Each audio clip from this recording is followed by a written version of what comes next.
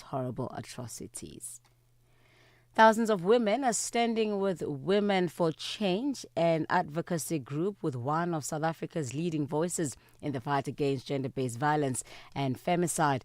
The group is calling for a woman's stay away on the eve of the start of the G20 Leaders Summit. More than 25,000 people, mostly women, have changed their social media profile photos to the color purple in support of the initiative. Tonya Khori is one of the supporters of the initiative. Enough is enough, and the whole place is said enough now. We've had enough. Even institutions, like you said, even organizations are getting behind this so-called movement. It's almost like a great thing, and I hope that momentum is as huge as it was, because it's the same thing. But can it come to a conclusion, though? The South African Human Rights Commission says school safety should be a collaborative effort of government departments, communities and local municipalities. The Commission launched its annual State of School report in Johannesburg yesterday. The 2025 report highlighted systematic challenges such as school safety and pit latrines. The Commission's acting Chief Operations Officer, Eric Mokonyama, explains. The issue of school safety requires the collaboration of Department of Education, communities, and local municipalities to work together towards ensuring that when learners and teachers arrive at school, there are security officers. When they arrive at school, they do not bring in dangerous weapons and drugs. And lastly, the U.S. Secretary of State Marco Rubio has called for international action to halt the flow of weapons to Sudan's paramilitary rapid support forces. This follows reports of mass killings in North Darfur's capital, El Fasher. The Sudanese army accuses the UAE of supporting the group with weapons and mercenaries sent via African nations, which the UAE has repeatedly denied. Rubio spoke at the close of the G7 meeting of foreign ministers in Canada. We're very concerned. As you know, we've been sponsoring this Quad initiative along with Egypt, Saudi Arabia, and the United Arab Emirates. And I think the fundamental problem we have is that the RSF agrees to things and then never follows through with it. So now what you have is a calamity on your hands. I think something needs to be done to cut off the weapons and the support that the RSF is getting as they continue with their advances. Channel African News, I'm Onele Tsinzi. SABC News. The African Perspective. And coming up in your sports news, Asawa, Nigeria players return to training after a heated standoff regarding unpaid bonuses, while Pakistan will shift T20 series to Rawalpindi after a bombing incident. Details coming up at 12:30. Africa Update, your daily dose of African insights with Lulu Kabu on Channel Africa. Well, thank you to Onile Ntinti with our news update and Msibudi Makura with our sports headlines. It is 12:06 Central African time and we're coming to you live from Johannesburg in South Africa.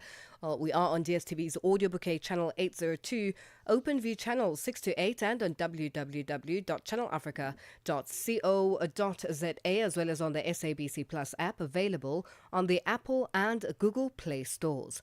Join us in conversation on our social media platforms. That's on X, Instagram at Channel Africa 1, on Facebook at Channel Africa. You can also send us your comments and voice notes to +2763 that's 406 9126 hashtag Africa Updates and let us know which country you're in. And if you have any stories that you'd like us to highlight or to focus on, send us an email. It is newsroom@channelafrica.co.za or give us a call on +2711 714 4459. Keep Africa in your hands. Connect to our website for all your news, sports, and cultural updates. channelafrica.co.za.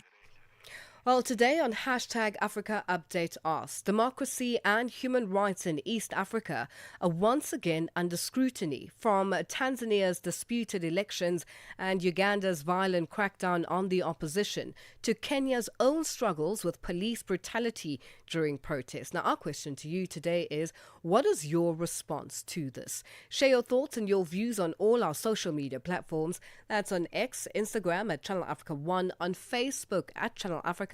You can also send us your comments and voice notes to +2763 as 406 9126. Hashtag Africa Update Us.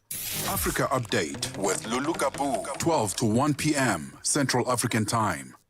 Our democracy and human rights in East Africa are once again under scrutiny, from Tanzania's disputed elections and Uganda's violent crackdown on the opposition to Kenya's own struggles with police brutality during protests.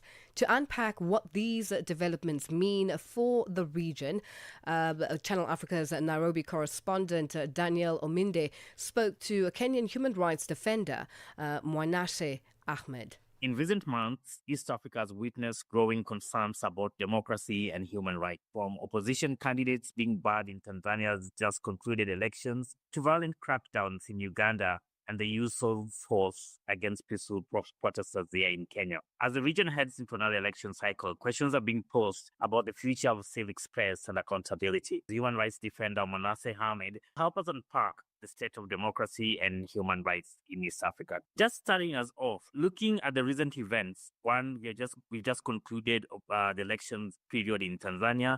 We've seen opposition candidates, the main ones, being barred from that elections. After that, there was the follow-up aftermath with violent crackdowns against protesters in Tanzania. We've also seen violent crackdowns in Uganda and the use of lethal force against protesters in Kenya that happened last year during the anti-finance bill demonstration, but also even during this year, during the protests against police brutality and the Saba Saba protest. Many observers looking at East Africa believe that the region is experiencing democratic regression. From where you sit, what does it say about the current state of democracy and civic space in our region? Thank you. I think the first thing is just to be clear that I would not call what happened in Tanzania an election. An election requires there to be a free and fair civic space and participation from also opposition. So to answer your question more broadly, I would say that the freedoms that all of us enjoy today, the evasive freedoms that have been so fought for historically over periods of, from colonialism, for multi-party democracy, for our constitution, and that's from a Kenyan perspective. Those are very quickly slipping away, both through the suspension of rule of law, the suspension of the constitution and neglect to rule of law, and complete impunity for the perpetrators of crime and those who do violate the laws that are meant to be guiding our civic space and our democracy. We're seeing patterns being carried across borders, and we're seeing a lot of collaboration between these authoritarian regimes and rulers for many, many, many years has been murdering, disappearing, torturing dissent, holding people on trumped up charges, some of which are never seen again. We see the judiciary not working effectively. What happened in Tanzania, where you saw ballot stuffing, you saw pre-stuffed ballots in favor of Samia being transported, you saw empty polling stations, observers not being accredited and allowed entry and allowed access, and being kicked out of the polling stations for those who got there, some being intimidated from military. We saw no media being accredited to come in, internet shutdowns, blackout, and a complete lie, because there's no way, if you look historically at the voting numbers from Tanzania, that Suluhu got 32 million votes when nobody was voting, and there's 37 million registered voters, and you could see the polling stations were empty. And if you compare those who have won in past elections and how the vote's been divided, it was clear that that was impossible. In this context, we have regional frameworks like the East Africa Community and the Africa Charter for Democracy, Elections and Governance. Yet, these violations keep happening. Why do you think regional institutions have been so silent or even ineffective in holding member states accountable for human rights abuses? I think a lot of these organizations are non-functional and are also captured. They become puppets of the same regimes and dictators. So we are dealing with a very corrupt system that has trickled into the African Union, the East African Court of Justice. What happened in Tanzania, as you brought up in your introduction, opens a pathway and a door for Uganda, which is already completely brutal, and then onto Kenya.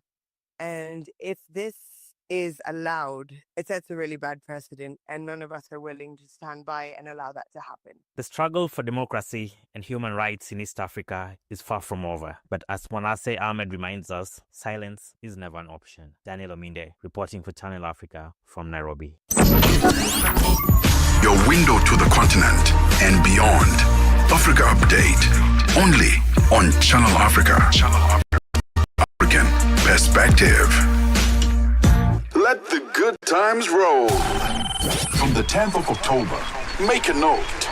Channel Africa is stepping into a brand new era with the launch of our upgraded website and app. It's easy, fresh, and always on your fingertips. Wherever you are in the world, Africa's voice is just a click away. The future of Channel Africa. Okay. Goes live from the 10th of October. Don't miss the moments. Africa in Business on Channel Africa. The United States was very vocal at the beginning of South Africa's G20 presidency, and this is largely due to strained relations with South Africa at the time, that they were not really keen on participating. Where do they stand right now?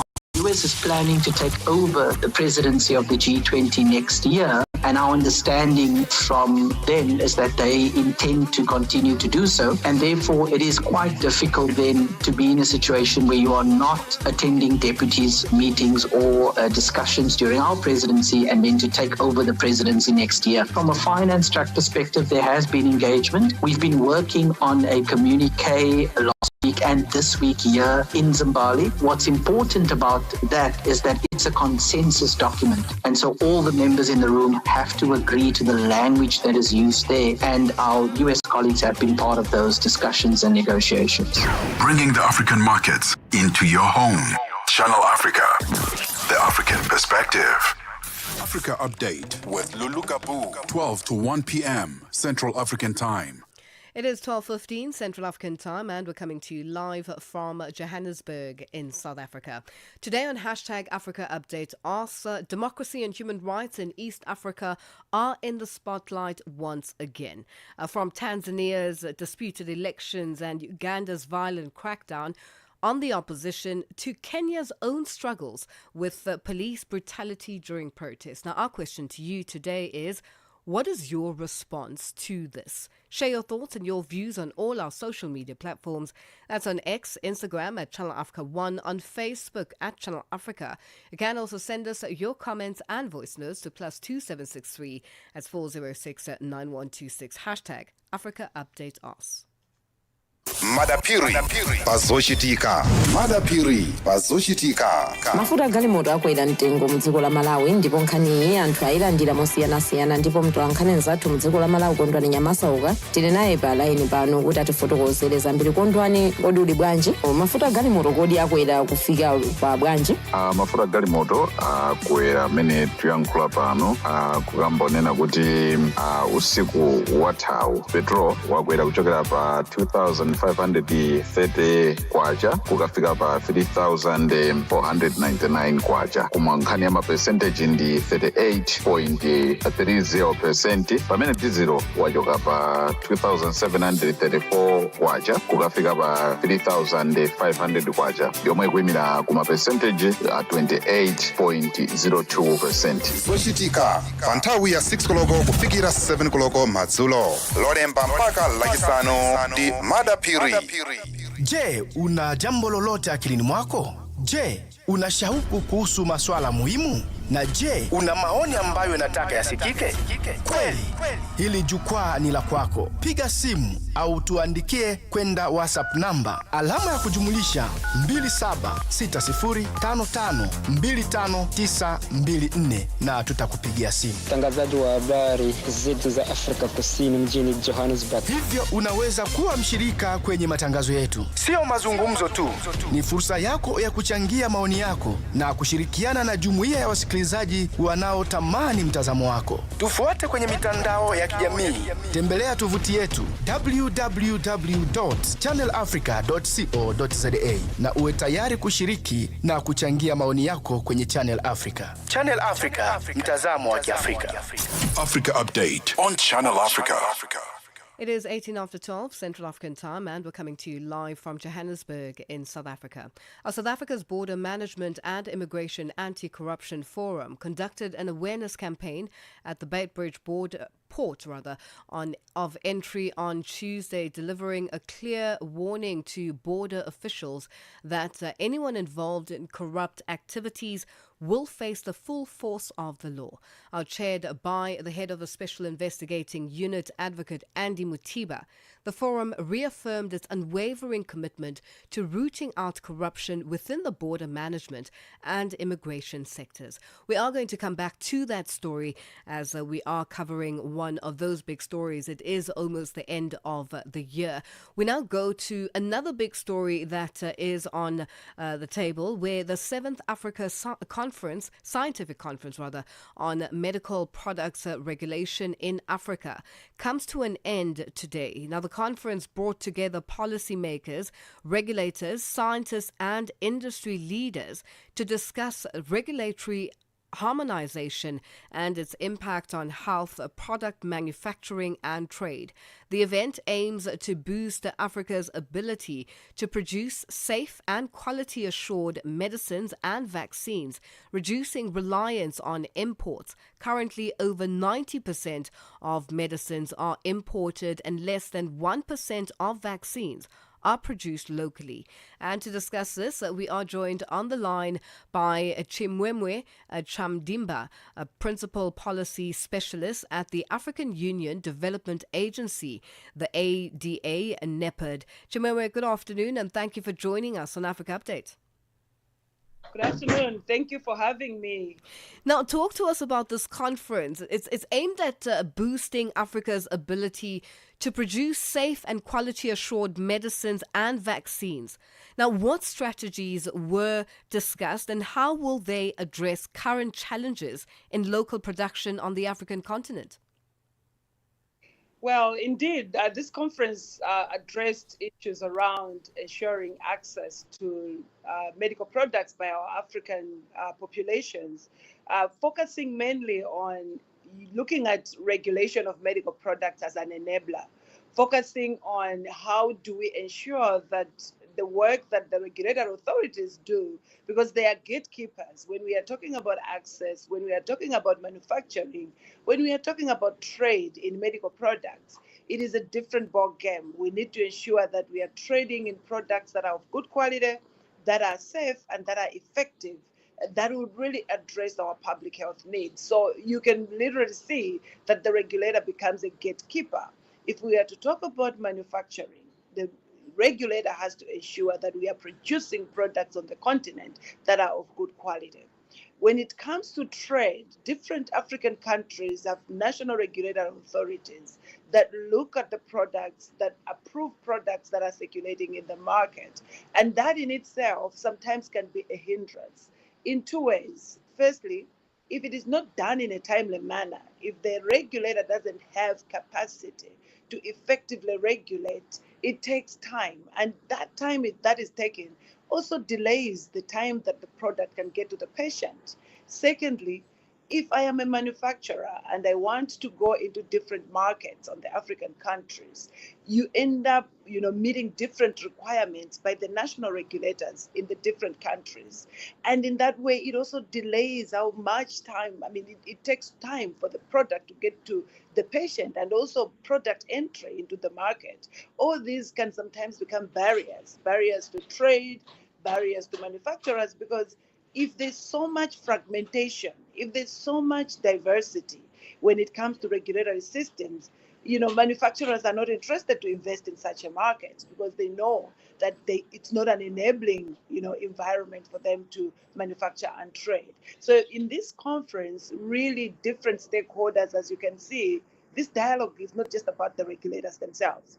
We need to come together, the regulators, the researchers, the manufacturers, even the patients, the patient groups, the civil society, the healthcare workers, the policymakers. So we were all together in one room and we unpacked how we solve the fragmentation in regulatory systems, which we already started in harmonizing at the continental level through the African Medicines Regulatory Harmonization. And with the transition, actually currently, we have actually formally started the African Medicines Agency. So we have moved from the programs that we were implementing to harmonize our regulatory systems to now start off the African Medicines Agency.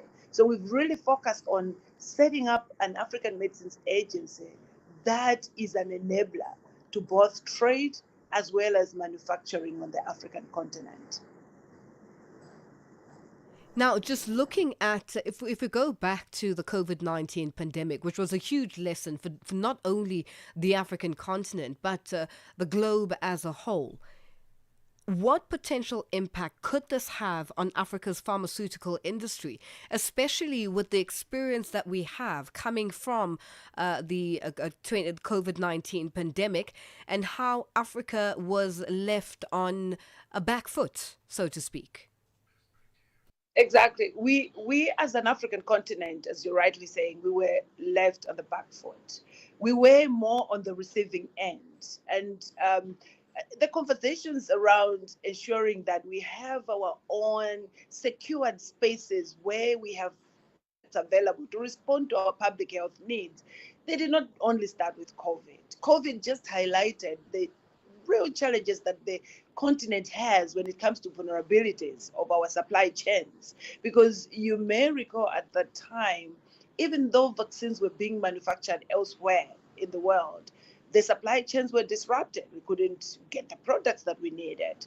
And similarly as well, when we came to a point where we were able to do a tech transfer for a COVID-19 vaccine, a technology transfer, and it was manufactured in South Africa. You remember how difficult it was as well to export that product, that vaccine, to other African countries, really highlighting the typical policy challenges that we have, the typical challenges that we have when it comes to regulation, also our vulnerabilities because we don't manufacture our own products. We're waiting for others to for us.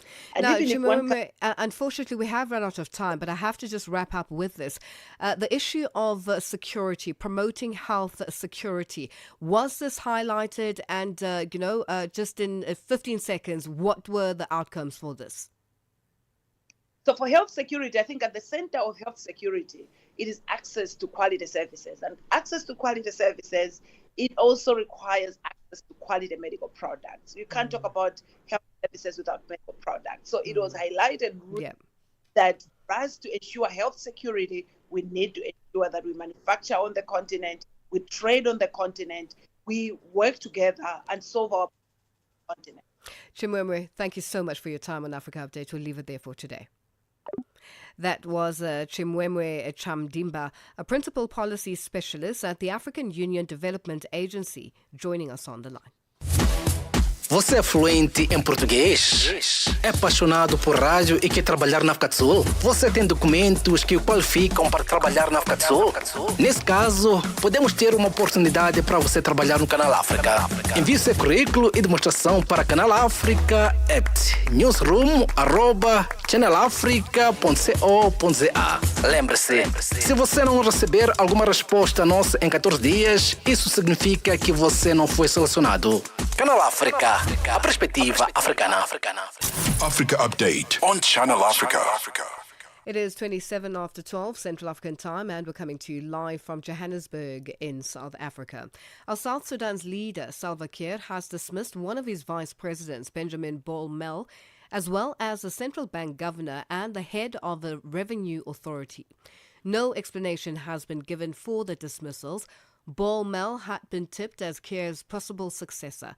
A 47-year-old Ball Mel was appointed to the position in February, replacing James Wani Iga, a veteran politician and general. Now, joining us to discuss this further is Majak Daniel Kunye Alier, who is the Secretary General, Union of Journalists of South Sudan. Majak, good afternoon, and thank you for joining us on Africa Update. Thank you so much, Tracy, and good afternoon, Channel Africa. Now, Majaka, you're speaking to Lulu. We're live on Channel Africa. Now, we understand that both government and Ball Mel have not made any comments with regards to these dismissals. Has anything changed so far? Yeah, thank you, Lulu.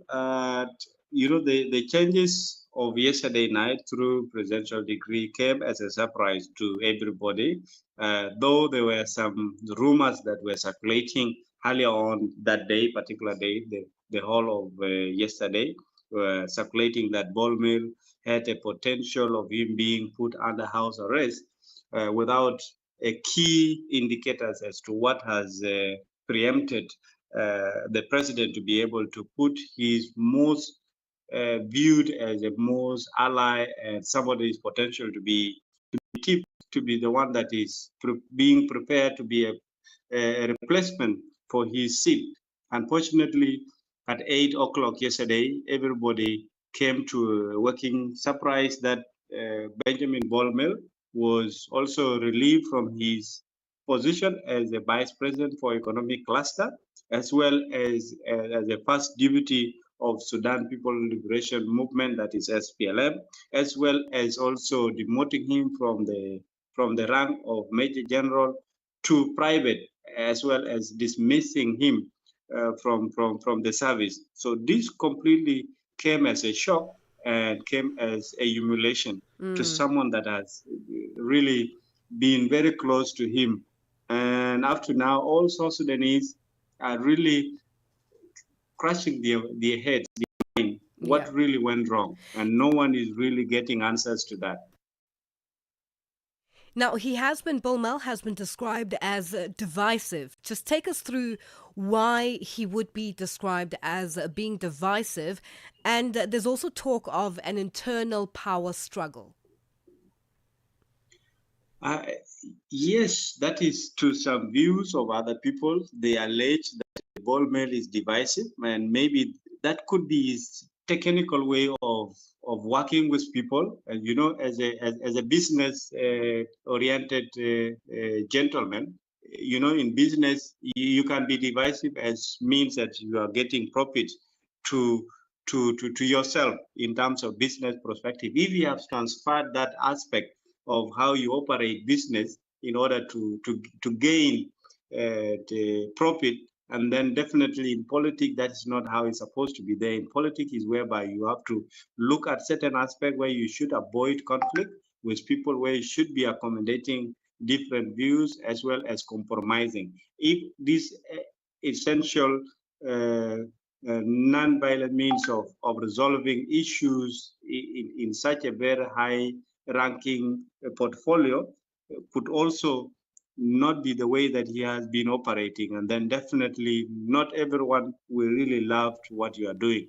So I think that's why people are regarding him, because he has that mindset of a business person, and in business you only go for what benefits you, but in politics it's not the same. Yes, you go for what is your interest, but at the end of the day you do it diplomatically, and such things seem to be missing from him. He's someone that is shifting from business ways of doing things now to leadership ways of managing diverse opinion, and typically is really an aspect that he has never prepared for. So his rise came as a surprise to many. So those who were viewing him like he does not deserve that portfolio, I think could also view him as somebody who is divisive, because in the hierarchy of the SPLM, which is Sudan People Liberation Movement, he was nowhere to come close to the deputy, as you could see the like of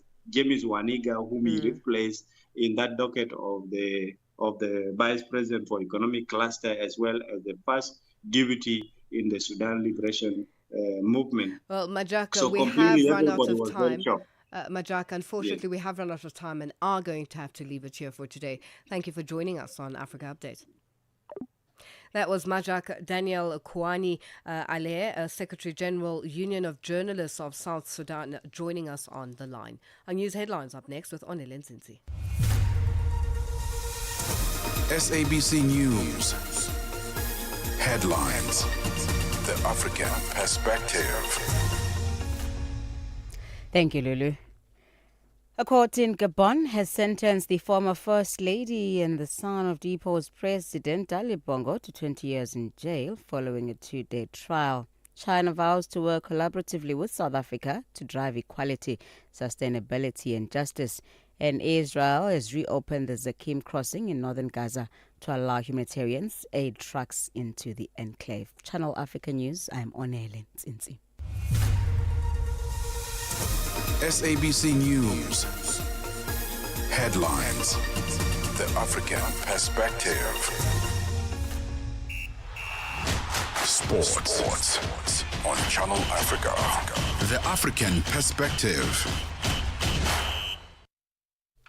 And it's a very good afternoon from the sports desk. I am Musibu Dimakura with your latest sports news at the Sawa. So the Super Eagles captain William Trost Agong has dismissed reports suggesting that the team demanded a special bonus ahead of Thursday's, that's of course today's crucial 2026 FIFA World Cup playoff against Gabon. Now the Nigerian squad on Tuesday boycotted training in Rabat, Morocco, this to protest against the non-payment of outstanding bonuses and allowances owed to players as well as officials. In a statement released by the team, Trost Agong confirmed that the decision to halt training was due to unresolved financial issues dating back several years ago. According to team sources, the arrears include unpaid match bonuses and allowances from past international fixtures, including AFCON qualifiers and earlier rounds of the World Cup playoff series. Now, the Super Eagles are scheduled to face the Panthers of Gabon in the semi-final of the 2026 World Cup playoff at the Prince Moulay Hassan Stadium. That's later on tonight at Rabat. Kickoff for that game is at 6 p.m. Central African time. On to some cricket news now. The Tri-Nation T20 International Series featuring the host side Pakistan as well as Sri Lanka and Zimbabwe will be played entirely in Rawalpindi from the 18th of November, with the Pakistan Cricket Board having confirmed the news earlier today after this week's suicide bombing in the capital Islamabad. Now the series, seen as a key preparation to next year's T20 World Cup in India as well as Sri Lanka, had originally scheduled 5 matches in Lahore. It will follow Pakistan's remaining 2 one-day international matches against Sri Lanka in Rawalpindi on Friday as well as on Sunday. Now, several Sri Lanka cricketers requested to return home from the Pakistan tour on Wednesday for safety reasons after the bombing in Islamabad on a Tuesday had killed 12 people, but their country's cricket board issued a stern directive to stay put or face the consequences. Now, Pakistan had a struggle to convince sports teams to visit the country after gunmen attacked a bus carrying touring Sri Lanka cricket players in Lahore back in 2009. On to this now. The 2028 Los Angeles Olympic Games competition schedule was unveiled on Wednesday by the organizers, including a showcase sport for the women's 100 meters as well as a Super Saturday session. Now, LA 2028 revealed a detailed schedule earlier than usual. It starts with the opening ceremony on the 14th of July and ends with the closing ceremony set for the 30th of July. The biggest ever games will feature 11,200 athletes in 51 sports disciplines across 49 venues. Now, every team sport will then feature an equal or greater number of women's teams compared to men's team for the very first time, with 50.5% of total athletes being women. On day one, on the 15th of July, the most women's finals ever held on one day will be contested, starting with the women's triathlon with a spotlight on the women's 100-meter events. On to some rugby news now. South Africa's Springbok utility back Damon Willemse says Italy will pose a very strong all-round challenge when the sides meet at the Allianz Stadium in Turin on Saturday. The Azzurri's 26-19 win over Australia last weekend underlined the progress they've made under coach Gonzalo Cuesta, as well as Willemse now expects a fierce contest. Gaza praised Italy's defensive structure, attacking with solid set piece as well as aerial strength, and also saying those elements make them very difficult to break down. Yeah, look, I think Italy has really built their game. They a lot like an all-court team. They can defend, they can attack. So yeah, I think definitely it's gonna be a big challenge, especially in the air. I think firstly that's gonna be a big battle, and then obviously set piece wise, we know they're a good mauling side. They can take it up front as well. Yeah, I think they basically got an all-court game. As I said, they set piecely very strong. In the air, it's going to be a big battle. Their wingers, they're not scared to get up and at the ball. And then defensively, they're a really good team. So yeah, we'll be ready for the challenge. By the way, Damon is also enjoying his return to full fitness after spending most of 2024 sidelined by injury. Willemse says it feels good to be back in the mix, as well as contributing consistently at the international level. Yeah, it's really special, and I'm obviously very happy to have been playing now almost like the full season of the international season. Obviously missed it last year due to injury, so I'm very happy to be healthy and fit again. And yeah, it's been so lacquer with the boys to be back in the mix, learning a lot, and yeah, just happy to be back playing again. All right, so on that positive note, that's a wrap of your sports news, Asawa. For any sports stories you'd like to share with us, please send us an email to newsroom@channelafrica.co.za. Remember as well to give us a call. That's on +27 11714 4459. I'm back with more sports news in the next hour with the Upside team for Channel Africa Sport. I am Mosibudi Makura. Sports on Channel Africa. The African perspective. With gratitude for the voices, the rhythm, and the dreams that unite us all. Roho ya Afrika inaishi katika kila hadithi tunayosimulia. Each new day is a gift, a reminder to pause, to breathe, and to give thanks for the laughter we share and the journeys we take. The stories that shape who we are. Cada nascer do sol, lembre-te algo pelo qual ser grato. La vie est un voyage, parcourons-la avec gratitude. Channel Africa, celebrate the beauty of life with gratitude for the voices, the rhythms, and the dreams that unite us all. This is Africa with Channel Africa, the African perspective.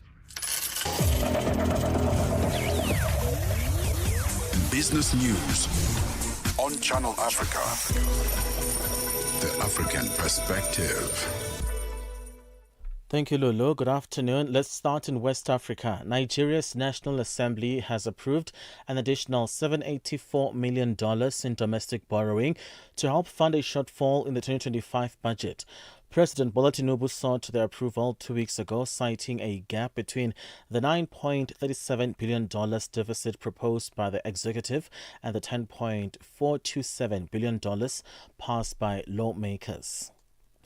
Aliko Dangote, the Nigerian billionaire and Africa's most popular businessman, has signed several deals with the Zimbabwean government following his visit to that country. Dangote, whose net worth stands at $25 billion, has explored opportunities in the country's cement and energy sectors nearly a decade after a similar investment plan failed to materialize in 2015. Meanwhile, the deals include construction of a new petroleum pipeline to Namibia, a cement and fertilizer plant. John Kasim reports. Aliko Dangote, Africa's most wealthy and popular businessman, has put ink to several deals with the Zimbabwean government. This came after an invitation by President Emmerson Mnangagwa for Africa's wealthiest man to invest. Dangote's visit came as a surprise, as in 2015 he had an attempt to invest in Zimbabwe, but he returned empty-handed. According to him, the environment then was not transparent, hence his return and signing of new deals. A federal court jury has awarded more than $24 million to the family of a woman who died in the crash of a Boeing 737 MAX jetliner in Ethiopia more than 6 years ago. The verdict was reached today on behalf of the relatives of a UN consultant after a week-long trial in Chicago, where Boeing used to have its headquarters. It was the first civil trial stemming from the March 2019 disaster that killed all 157 people on board Ethiopian Airlines Flight 302.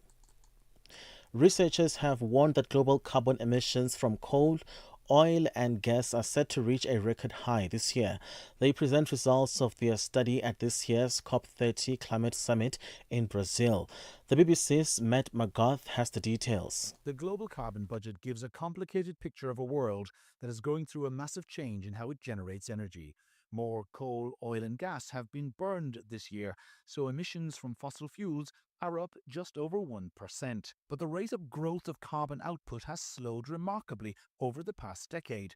And in some areas, such as deforestation, the emissions from cutting down trees have fallen. However, new green energy is not yet slowing the rise in global temperatures.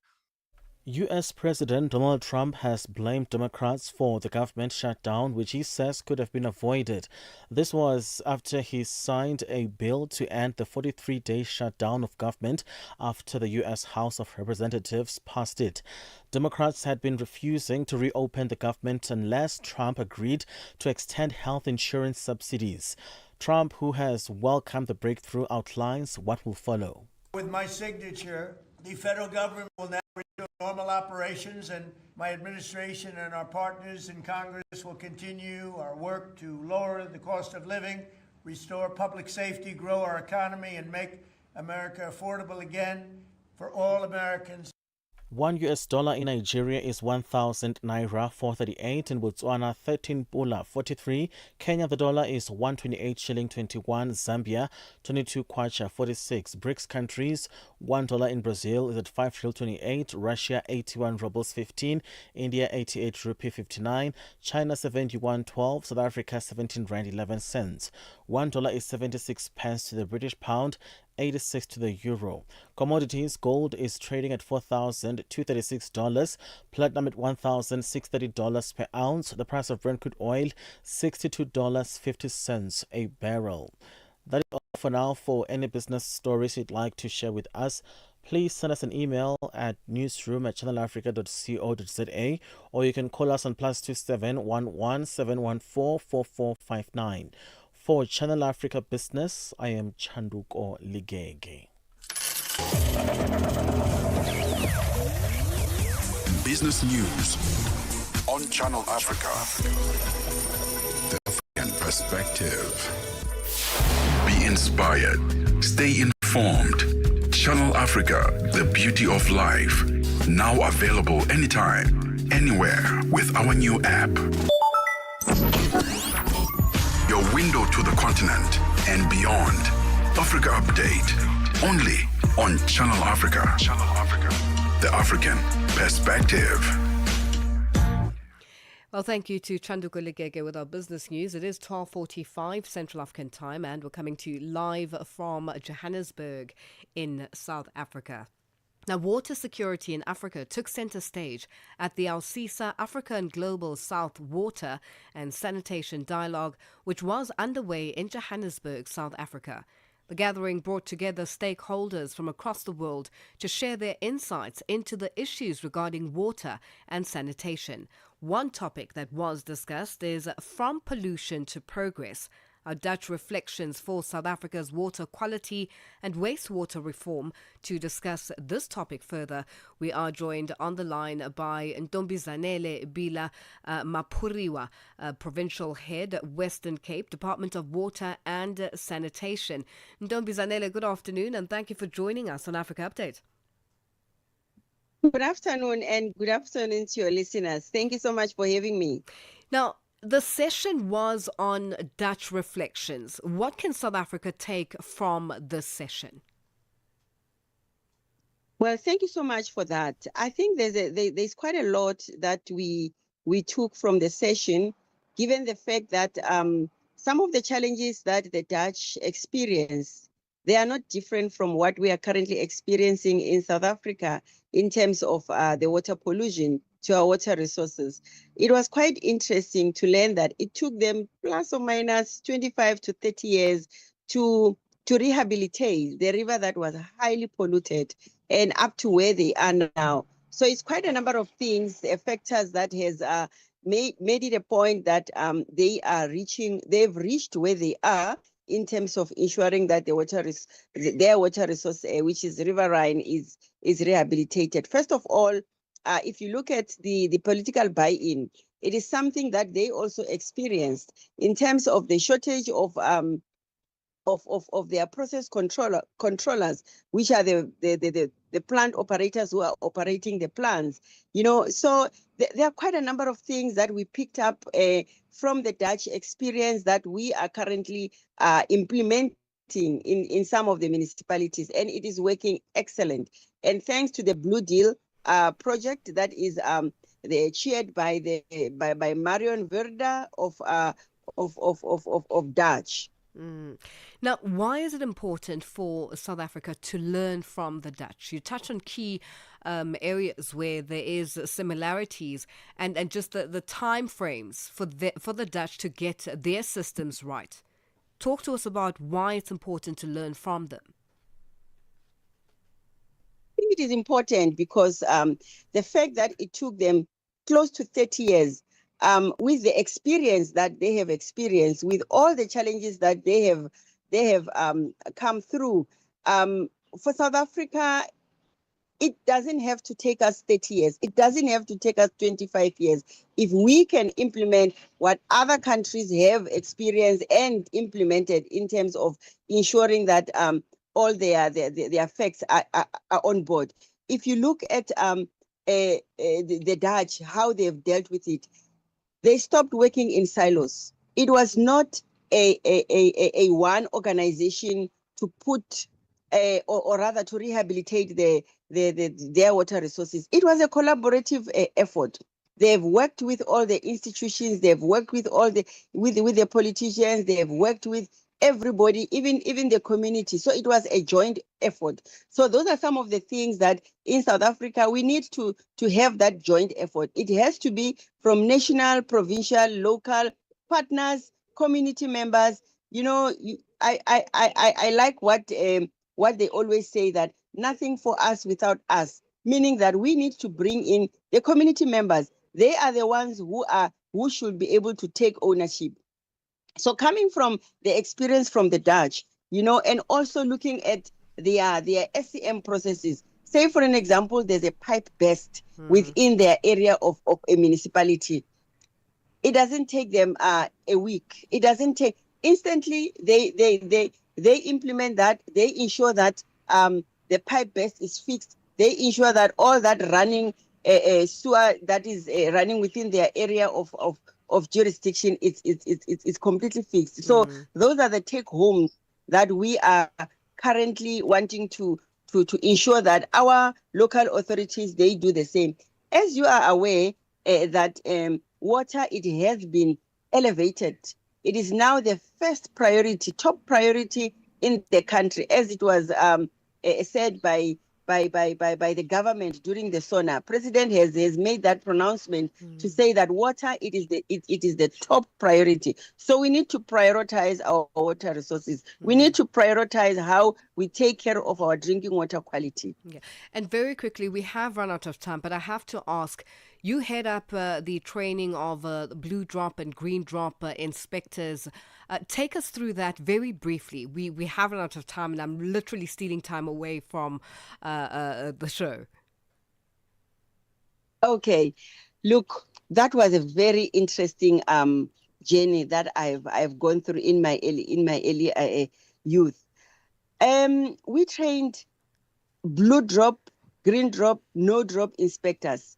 And this is a highly skilled team that are coming from all industries, scientists, engineers, and this team that we train, and they are still doing that. We train them to go and do a thorough inspection within the local authority, starting from the technical technical skills, starting from the water quality, running out to the businesses of all the municipalities in terms of the supply and demand, in terms of their operation and maintenance. So now what happens is once they have qualified, verified and validated, so they go and visit these municipalities and they do a thorough inspection, scientifically so. Okay. And once that is done, they also do a desktop, right? A desktop assessment with the criteria that is used for all those municipalities. Now, once they've done that, they also visit, they select a wastewater treatment works or a water treatment works, so that we have a match in terms of what we have assessed theoretically or desktop wise, and also what we see on the plan. Then we get the municipalities. If they qualify for a green drop a certification, then it means they need to score about over 90%. Yes. For the wastewater, which is the green drop. Don't And be if they Zanele, qualify, yes. Just wrap it up there. We have run out of time, and I need to move on very quickly. Okay, if they qualify for the drinking water quality, which is the blue drop, then they acquire 95%. All right. Thank you. Thank you so much for joining us on Africa Update. I wish we had more time, but maybe another day we'll continue this conversation. Thank you for your time on Africa Update. Thank you so much. Much appreciated. That's Ntombi Zanele Bila Mupariwa, Provincial Head, Western Cape, Department of Water and Sanitation. And it is that time of the day. But, I've taken up a lot of time today. Mmatsheko is here and will tell us what is coming up on the upside. It's a happy Thursday. Happy Thursday. Listen, matters of water are very important. I know. Very, very important. I saw some water trickling on the streets and already I was thinking, we need to make a call. That breaks my heart when that happens. Yeah. Okay, so here we are, the Thursday edition of The Upside coming to you after one. We are looking at a very sensitive matter around the young man Ransford Awuso Ansah from Ghana. So, we've seen the story. Everybody's shaken, not only in Ghana, but I think across the board in the football fraternity, because the story going around, of course, is that this young footballer and his professional prospects in football have been tragically affected by allegations that emerged that his coach had sexually violated him. So we're going to look at what the story means from a human rights perspective, from this young man's prospects for continuing in football fruitfully. So that's a big story on the African continent. We're also going to be looking at business and artificial intelligence. Listen, we've got to talk about it. Yes, okay? we have to. Because how we are searching for businesses is now changing and evolving, because there's now ChatGPT, there's Perplexity, there's Google Gemini, and all these things. So we're going to look at particularly how those search engines, moving away from the sort of the normal way of doing things to how artificial intelligence is now shaping and shifting things in the world of business. If you're a business person, this involves you, okay? You've got to tune in.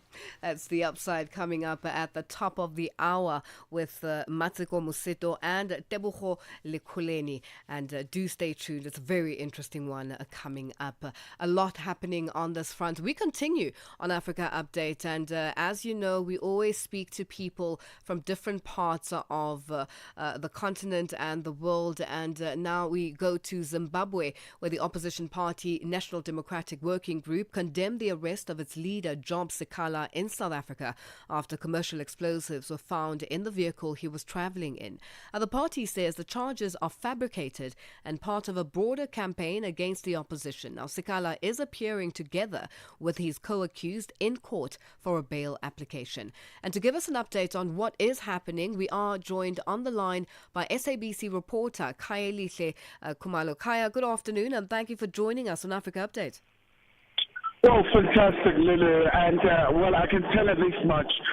Big news really coming out here from South Africa's capital in Pretoria at the Magistrates Court. So Mr. Sikala, alongside his co-accused, Alexander Tema, they've been granted bail. And now they need to fork out about 10,000 rand each. And now the matter has been moved to the 3rd of February, 2026. And obviously, from their legal team, Lulu, they were really at pains to telling the magistrates that really they vehemently deny these charges that have been leveled against them, but also they go as far as insinuating that they do suspect that there is a dead force involved in this regard. But there was a bit of a number of hiccups in this regard, Lulu, where there was an issue of the previous convictions of Mr. Sikala, but they were able to convince Magistrate Mphahlele that those convictions they've since been cleared. They've been really just removed and expunged, at least from the authorities in Zimbabwe. As we know, Lulu, that at some point Mr. Sikala was incarcerated, and in fact he was really detained without any charges whatsoever, and he spent almost like 595 days and just only to be released without any charges leveled against him. So I can tell you that there is a great deal of excitement here. His supporters, the people from Zimbabwe based in South Africa, saying that this is a victory for democracy, and also they do believe that this is a man who's a human rights lawyer who would never ever carry explosives, and they still continue with this whole theory that these explosives were planted, Lulu. And what sort of reaction did you see from the man himself, Job Sikala, and apart from the supporters' excitement, the issue of the 10,000 rand, they've been given the 10,000 rand bail, but they have to come back in court in February. What is happening on that front? And in the meantime, is he allowed to leave South Africa going back home? Well, Lily, one of the key arguments that has been accused by his lawyers is that he's not a flight risk, and he's here in South Africa legally, and his passport is still valid here in South Africa from Zimbabwe, of course. But what is very key in this regard for those who are backing Mr. Sikala, Lulu, they're very, very ecstatic. In fact, you could really see from his side a sigh of relief, a sense that he was quite relieved, especially after a very agonizing couple of days since they were detained in Pretoria. The wife of Mr. Sikala is right here in court as well. We tried to speak to her. At this point in time, she's still trying to digest the developments coming out here in Pretoria.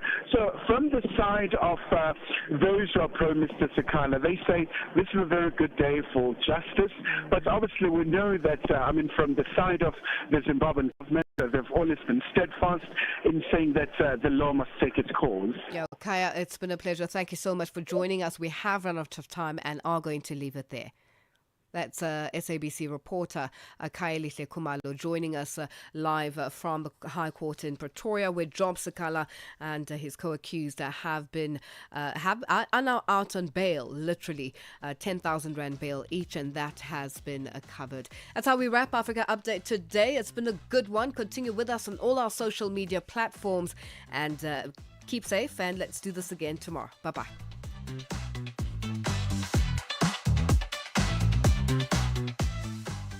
Channel Africa. Your Africa.